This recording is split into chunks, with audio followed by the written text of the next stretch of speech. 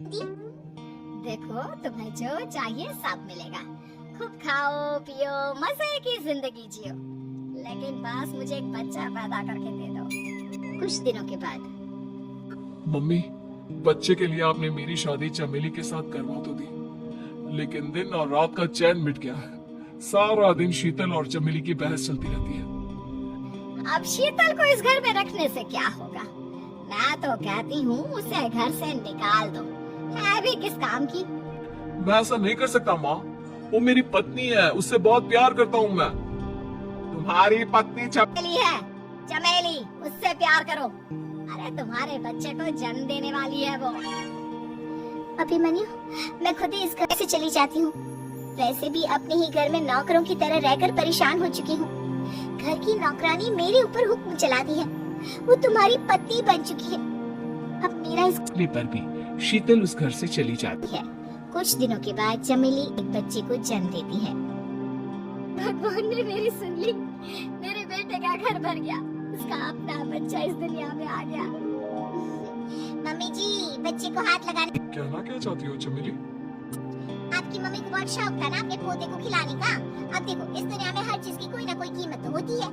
तुम अपनी आधी प्रॉपर्टी मेरे नाम कर दो, बच्चा तुम्हारे नाम। लेकिन मैंने अपने बेटे से तुम्हारी शादी करवाई है, अब ये सौदेबाजी कहाँ से आ गई? जो औरत अपनी बहू को घर से निकाल कर एक नौकरानी के साथ अपने बेटे की शादी करवा दे, वो तो सौदेबाजी कर ही सकती है ना। उसका कैसे भरोसा कर सकते हैं?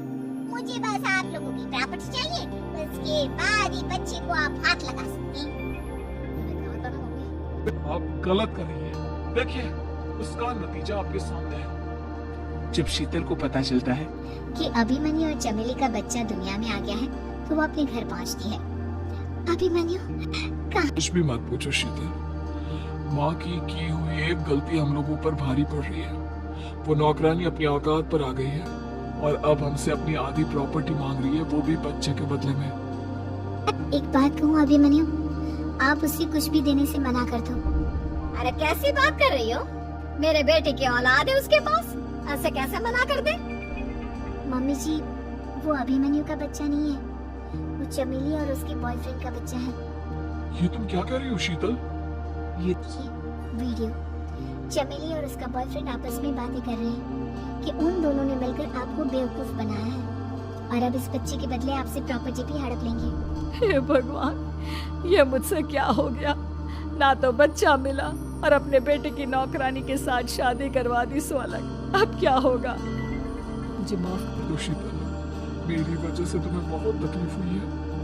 अभिमन्यु, मैंने कहा ना, उस नौकरानी को उसके बच्चे सहित इस घर से बाहर निकाल दो। लगता है मेरा अभिमन्यु का बाप बनने का सपना अधूरा ही रह जाएगा। अभिमन्यु, अपनी मम्मी से कहो कि परेशान ना हो। आपको याद है, एक बार हम एक IVF सेंटर गए थे, मैंने फिर से वहाँ जाकर बात की थी और आपको पता है, इस बार मैं प्रेग्नेंट हूँ, क्योंकि हमने वहाँ पर प्रोसीजर करवाया था जिसकी वजह से मैं प्रेग्नेंट हो गई थी।